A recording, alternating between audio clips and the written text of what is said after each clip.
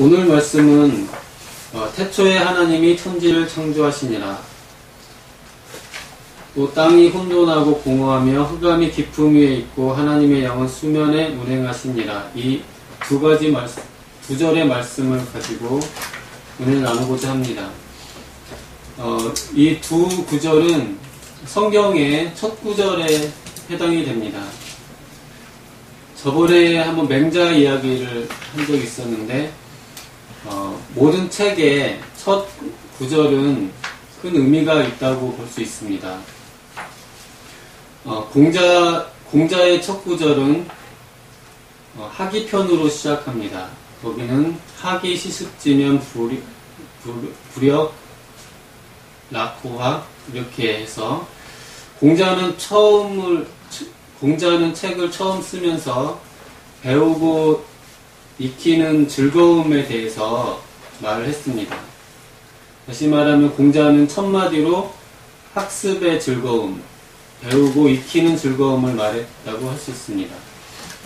맹자는 저번에 말씀드린 것처럼 양해왕을 찾아가서 하는 말 중에 결국은 첫 마디가 이익을 따지기보다는 의로움을 논해야 된다, 이렇게 해서 맹자가 시작하고 있습니다. 또 서양에서는 플라톤이 저술한 소크라테스의 변명이라는 책은 처음에 소크라테스가 재판정에서 나오면서 같은 법원에 다녀오는 어떤 젊은이와 이야기를 하면서 시작합니다. 그 이야기는 과연 올바름이 무엇인가, 또 경건, 거룩함이 무엇인가를 처음 주제로 다루고 있습니다. 그 내용으로는 그 젊은이가 아버지를 재판장에 고소하고 오는 길이었습니다. 소크라테스는 그게 올바른 일이었습니까? 이런 식으로 물어보면서 서양 철학의 시작을 하고 있습니다. 다시 말하면 첫 번째 질문이 무엇이 올바른 걸까? 또는 올바르단 말을 경건이라고 바꿔서 무엇이 경건인가? 이렇게 시작합니다. 마찬가지로 모든 책이든 사상이든 처음에 무슨 말을 하는가가 중요합니다.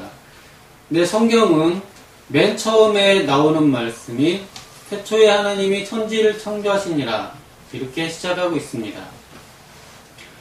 이 창세기는 모세가 이스라엘 국가가 형성되면서 창세기, 출애굽기, 레위기, 민수기, 신명기 이렇게 5권의 책을 써서 결국 이스라엘 전체 국가를 신앙으로 교육하기 위해서 5권의 책을 썼습니다. 다시 말하면 하나님이 택한 백성으로서 하나님의 백성답게 살기 위해서는 다른 민족들과 구별되게 살아야 되는 하나님의 말씀을 전하기 위해서 썼는데, 이 모세오경의 첫 마디가 하나님이 천지를 창조하셨다는 것입니다. 여기에서 모세가 하고 싶은 말, 즉 하나님이 하고 싶은 말씀은 이 세상 모든 만물은 하나님이 창조하셨다는 것입니다. 다시 말하면은 만물의 근원이 하나님이시다. 그리고 하나님 이외의 다른 모든 살아있는 생물이며 사람이며 동식물이며 모든 것이 다 피조된 존재다. 즉 스스로 존재하지 않고 누구에 의해서 존재하게 되었다는 것을 말하고 있습니다. 다시 말하면 세상 만물이 존재하는데 하나님 한 분만이 홀로 존재하시고 사람과 동물과 식물과 돌멩이와 모든 것은 스스로 존재한 것이 아니고 다른 사람에 의해서 존재하게 됐다는 것입니다. 다시 말하면 하나님만 홀로 존재하실 수 있고 다른 모든 존재는 누군가에게 의지해 있다는 것을 말하고 있습니다. 다시 말하면은 우리 인간도 지금 혼자 존재하는 게 아니고 누군가가 존재하도록 해주기 때문에 존재한다는 것입니다. 모세가 하고 싶은 말은 하나님 이외의 모든 존재는 하나님께 의지하는 존재라고 말하고 있습니다. 다시 말하면 하나님께 기대어 살고 하나님 없이는 살 수 없고 하나님에 의해서 하나님이 함께 해주시지 않으면은 존재할 수도 없고 살아있을 수도 없다는 것을 말하고 있습니다. 특별하게 하나님이 천지를 창조하셨다고 할 때 이 창조라는 말씀에 대해서 칼빈 목사님은 왜 창조라는 말을 사용했는가를 묻고 있습니다. 창조라고 하면은 보통 시작한 것을 강조하는 표현입니다. 근데 칼빈 목사님은 창조라는 말 속에는 지었다, 시작했다는 말뿐만 아니라 이후에 계속 유지하고 관리하고 이런 것도 다 포함한다고 말을 하고 있습니다. 다시 말하면은 하나님은 창조주시다 이렇게 말했을 때 이 나무를 예를 들면은 나무를 창조하신 분이다 이렇게 말하면 나무가 있게 하신 다음에 그 다음에 나무가 이제 어떻게 살든지 하나님은 관여 안 하실 수도 있는가? 그냥 시작만 하신 분인가? 그런 질문을 했습니다. 마리아하고 원욱이는 기억나죠? 창조주 하나님 할 때 왜 창조라는 왜 창조라는 말만 썼는가? 창조라는 말 속에는 시작만 하신 게 아니고 계속 유지하시고 계속 붙들어 주시는 말이 포함된다. 그렇게 사도신경 첫 부분 전날 천지를 만드신 하나님 앞을 내가 믿사오며 할 때 왜 창조라는 단어를 썼는가? 창조라는 말 속에는 시작뿐만 아니고 유지, 관리, 보수까지 다 포함해서 말한다. 그래서 창조주라고만 했을 때 시작만 하신 분으로 오해해서는 안 된다. 그런 말씀이 있었습니다. 다시 말하면 이 나무를 시작하게만 하시고 그 다음은 내가 알아서 자라도록 하신 분이 아니고 시작하게 하신 다음에 이 나무가 계속 살아갈 수 있도록 계속 붙들고 관리하고 계시는 것까지 포함한다고 말했습니다. 여기에서도 천지를 창조하시니라 이렇게 말했을 때 하나님이 세상을 시작만 하시고 그 뒤에는 알아서 세상이 돌아가도록 하시는 분이 아니고 또 그냥 제작자, 이 마이크를 제작하신 사람은 제작자입니다. 그 다음에는 마이크가 만들어진 다음에는 얘가 어떻게 지나든지 제작자는 별 책임이 없을 수 있습니다. 그런 의미에서 창조가 아니고 하나님은 마이크를 만드셨으면은 이후에 마이크를 유지하시고 보수하시고 모든 과정을 다 책임지신다는 것입니다. 그래서 하나님은 우리를 존재의 근원이실 뿐만 아니고 계속 존재하게 하시는 우리 존재를 유지시키시고 붙들어 주시는 분이시라는 것입니다. 즉 지탱해 주시는 분이시라고 이해해야 한다고 말하고 있습니다. 다시 말하면은 제 목숨이 제가 숨을 쉬도록 하나님이 시작을 하셨습니다. 그러면은 제가 호흡을 이제 시작합니다. 이렇게 호흡을 계속 합니다. 그러면은 이 지금 하나님이 저를 호흡을 하게 시키신 다음에는 이 숨은 제가 쉬는 것이 아니라 지금 이 숨 쉬는 것도 하나님이 계속 붙들고 계셔야만 된다는 것입니다. 마치 인공호흡기에 의해서 환자가 생명을 유지하듯이 인공호흡기를 떼버리면은 환자가 숨을 멈춥니다. 그런 것처럼 하나님께서 우리에게 숨을 불어넣어 주셨는데 하나님이 이 숨을 붙들어주고 계시지 않으면은 한순간이라도 숨을 붙들어주지 않고 떼버리면 인간은 호흡을 멈춘다는 것입니다. 그러니까 하나님은 호흡을 주셨을 뿐만 아니고 계속 호흡하도록 숨을 붙들어주고 계시는 분이십니다. 다시 말해서 하나님이 안 계시면 이 호흡을 붙들어주지 않으시면은 그 순간 인간은 호흡을 멈추게 됩니다.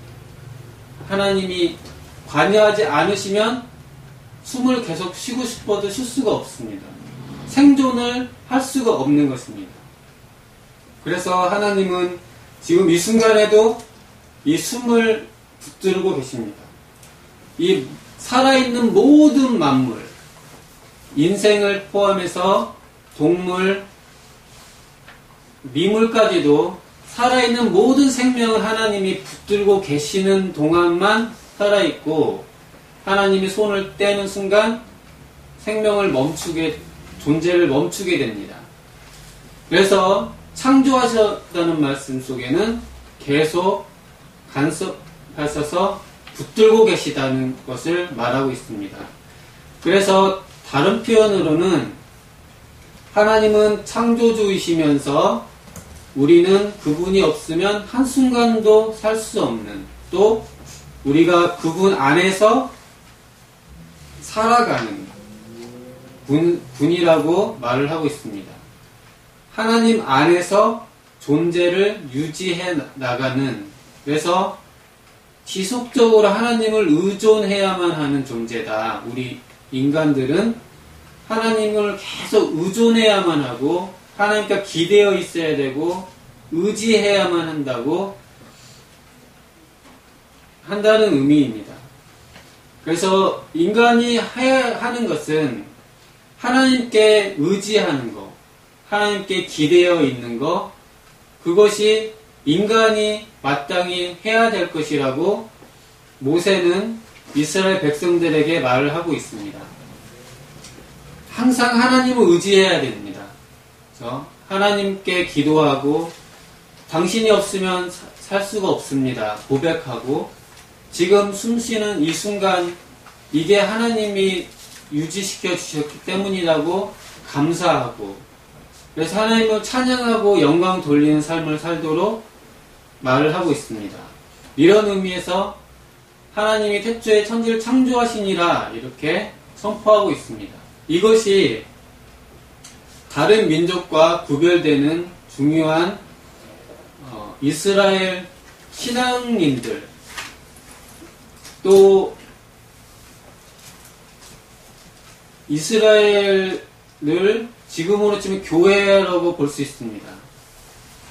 교인들이 갖고 있는 마음은 하나님이 안 계시면은 한순간도 살 수 없습니다. 라고 고백하는 사람들이 교회고 하나님 택한 백성이라는 것입니다.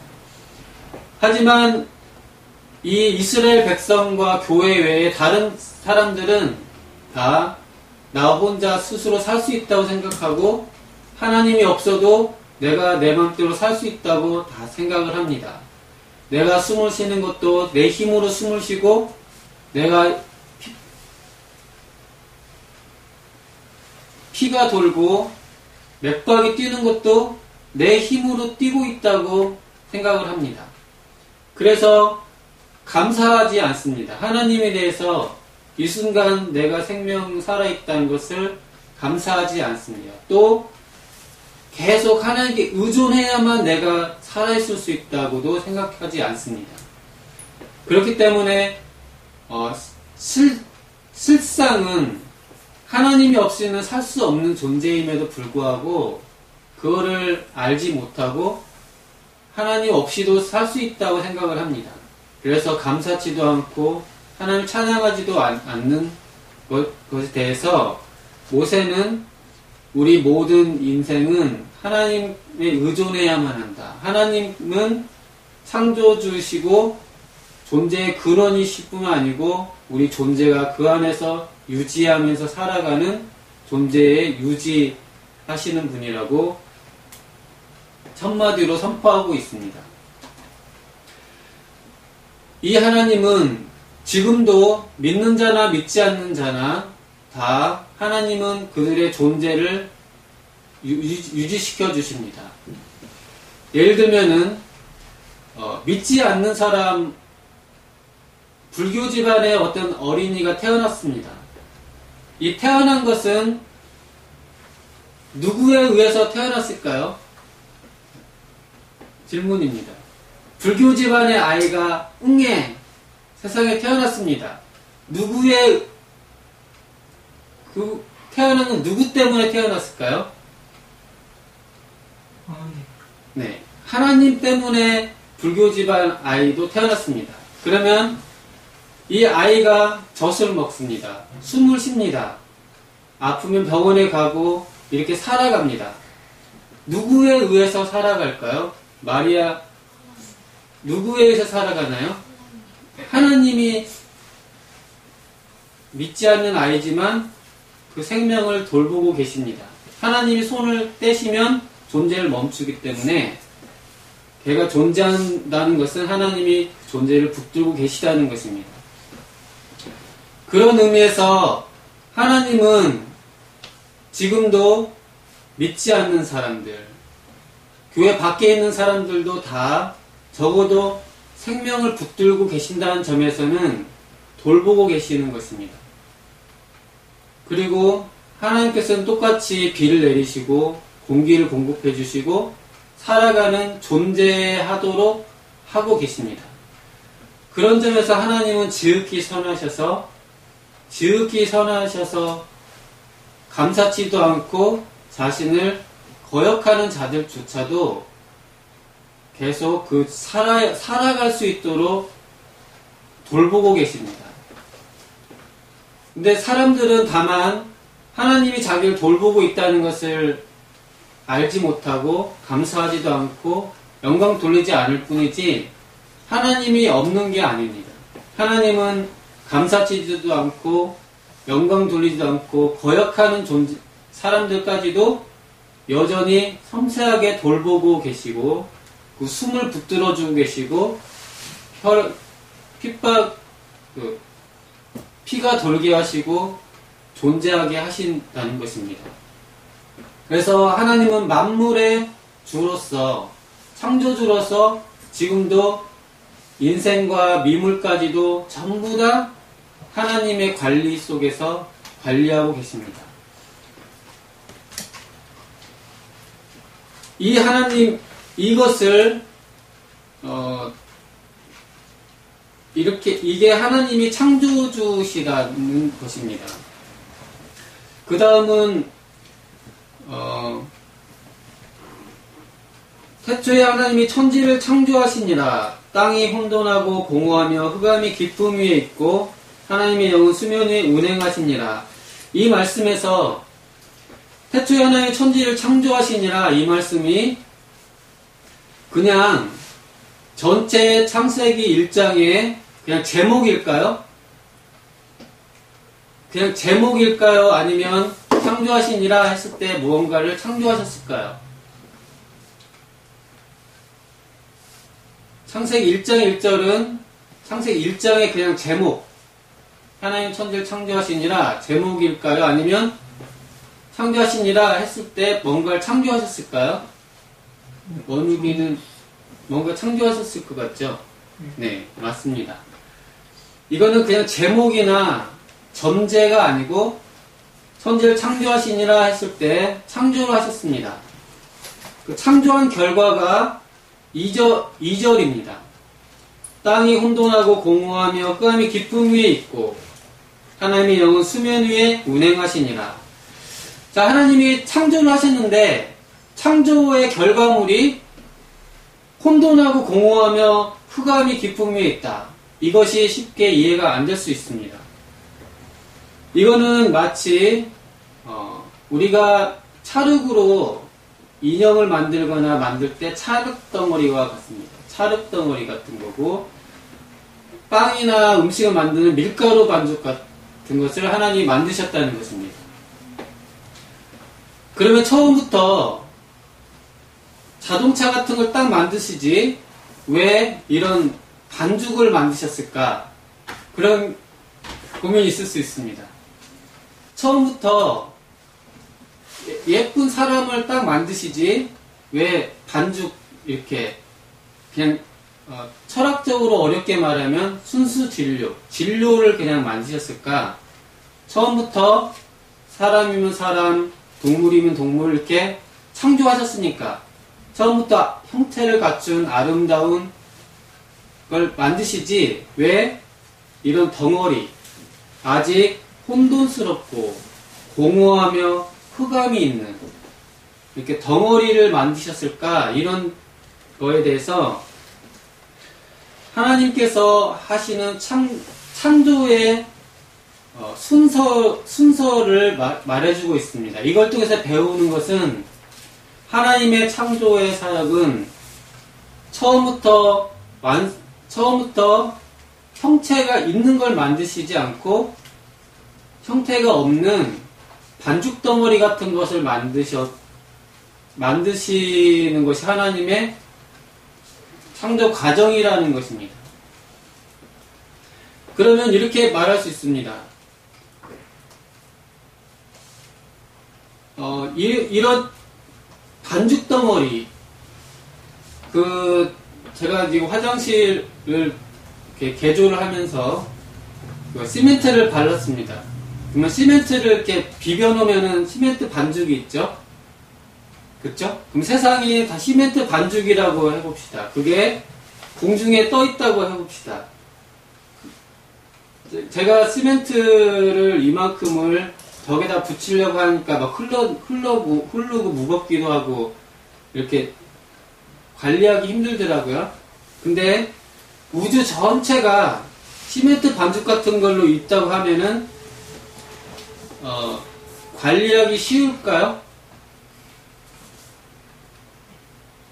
아니면 굉장히 관리하기 곤란한 상태일까요?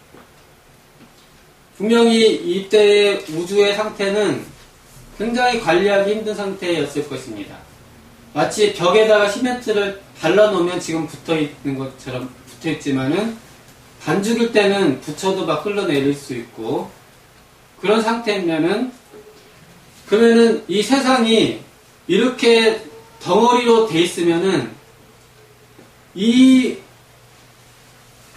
오합지졸 같고 어수선하고 뒤죽박죽이고 이렇게 흘러 넘칠 것 같고 이런 상태를 어떻게 이 상태가 조화가 될 수 있을까 이런 궁금한 것에 대해서 오늘 말씀은 하나님의 영이 수면 위에 운행하시니라. 이렇게 뒤죽박죽 같은 이런 상황을 하나님의 영이 운행을 하시면서 조화롭게 잘 관리하고 계시는 모습을 보여주고 있습니다. 그러니까 하나님께서는 마치 밀가루 반죽처럼 이렇게 되어 있지만 그것이 우리가 생각하는 것처럼 혼돈하고 공허해서 흑암이 있어서 무질서하고 엉망진창인 것이 아니고 하나님의 영이 수면에 운행하시는 것처럼 그런 반죽덩어리, 진흙덩어리 같지만 이거를 조화롭게 하나님이 이렇게 관리를 하고 계시다는 것입니다. 이걸 통해서 알 수 있는 것은 하나님의 역사의 순서를 생각해 볼 수 있습니다. 하나님께서는 처음부터 잘 만들어진 모습보다는 반죽덩어리 같은 걸로 역사를 시작할 수가 있습니다. 하나님의 역사는 우리 십자가지기 교회도 지금 규모가 쫙 정해지고 이렇게 아름답고 멋있는 교회의 모습이라기보다는 아직은 약간 어수선하고 규모에 있어서나 형태에 있어서나 약간 어수선한 상태에 있을 수 있습니다. 아직은 우리가 그린 청사진처럼 쫙 모양이 나와 있지 않고 약간 어수선한 모습일 수 있습니다. 그러면은 저희는 왜 교회가 좀 어수선해, 좀 이렇게 아직 모양을 덜 갖추고 있을까, 이렇게 생각할 수 있습니다. 그래서 약간 불안한 마음이 있을 수도 있고, 이거에 대해서 이 1장 2절 말씀을 통해서 볼 때는 하나님께서 역사를 그렇게 하신다는 것입니다. 지금은 약간 어수선하고 이렇게 혼돈스럽고 공허하며 흑암의 기쁨이 있는 것 같이 보이지만 결국은 뒤에서 전개되는 것처럼 6일째 됐을 때는 아름다운 세상이 완성이 될 것이라는 것입니다. 또 아직 반죽 상태로 있지만은 완전히 무질서한 게 아니고 하나님의 영이 운행하시면서 그걸 잘 붙들고 계시다는 것입니다. 그래서 우리 십자가지기 교회 또 모든 다른 사역들을 할 때 처음에 어수선해 보이고 작아 보이지만 하나님께서는 장차 그 완성된 모습을 제시하시고 그렇게 만들어 주실 것을 확신하도록 도와주고 있습니다. 또 현재 어수선한 게 아니고 역시 하나님의 영이 수면에 운행하시듯이 하나님께서 역사하시면서 이것을 붙들고 유지하고 가고 있다는 것입니다. 그러므로 불안해하거나 초조해하는 것이 아니고 하나님의 영이 붙들어 주시는 것 안에서 위로와 또 소망과 안심할 수 있다는 것을 오늘 말씀에서는 그렇게 볼 수가 있겠습니다. 그래서 이게 하나님의 역사 방법인데 특별하게 하나님의 영이 수면에 운행하시니라는 것에 대해서는 이거는 어떤 비유적인 모습이 있습니다. 이거는 새가 이렇게 새끼들을 이렇게 품에다가 이렇게 모으듯이 이렇게 모으고 있는 모습. 수면에서 운행하신다고 하는 것에 원래 이쪽 이스라엘 언어 속에는 닭이 새끼를 품듯이 그런 동작을 표현하고 의미를 하고 있다고 말합니다. 다시 말하면은 닭이 병아리들을 품에 품어서 관리하듯이 처음에 이런 혼돈과 공허하며 흑암이 있는 이런 밀가루 덩어리 같은 이런 상태를 하나님이 엄마 닭이 새끼를 병아리들을 품에다가 품고 이렇게 관리하는 것처럼 이렇게 그 품 안에서 관리하고 있다고 말하고 있습니다. 그래서 결론적으로 하나님께서는 천지를 창조하셨다고 말할 때 이 창조는 그냥 시작만 하신 분이 아니고 유지하시고 최종 심판하실 때까지 처음과 중간과 끝까지를 모두 책임을 지시는 분이시다는 것입니다. 그리고 2절을 통해서는 하나님의 역사는 처음에는 이렇게 약간은 진흙덩어리 같은 것처럼 시작하지만 하나님께서는 하나님의 영이 수면에 운행하시듯이 잘 관리하시면서 장차 완성된 모습으로 창조를 해나가신다는 것입니다. 그래서 이 하나님의 역사를 통해서 저희가 하나님의 역사를 잘 바라보면서 위로와 소망과 또 더 용기를 가지고 하나님의 역사를 바라봤으면 좋겠습니다. 그래서 지금 이 교회, 이스라엘 교회, 민족이 시작될 때 다른 이미 기존에 존재했던 이집트라든지 기존에 잘 정비된 국가들에 비해서 이스라엘 공동체는 아직은 어수선해 보일 수 있었습니다. 하지만 모세가 하고 싶은 말은 하나님의 교회는 반드시 하나님이 시작하셔서 하나님의 방법으로 이루어 가셔서 처음에는 겨자씨만한 거지만은 장차 큰 나무로 자라날 것이라고 분명한 소망의 메시지를 던지고 있습니다. 이 메시지를 통해서 하나님의 교회는 처음에 미약해 보이지만 반드시 하나님의 교회는 왕성하게 완성이 될 것이다. 특히 주변 믿지 않는 나라들과 비교했을 때 처음에 위축되지 말고 결국 하나님의 나라는 결국 승리해서 하나님께서 지켜주셔서 큰 나무로 성장할 것이라는 그런 소망 가운데 사역을 감당하도록 그렇게 말씀하고 있습니다. 저희도 이런 말씀을 통해서 위로와 용기를 받을 수 있기를 기도합니다. 네. 기도하시겠습니다.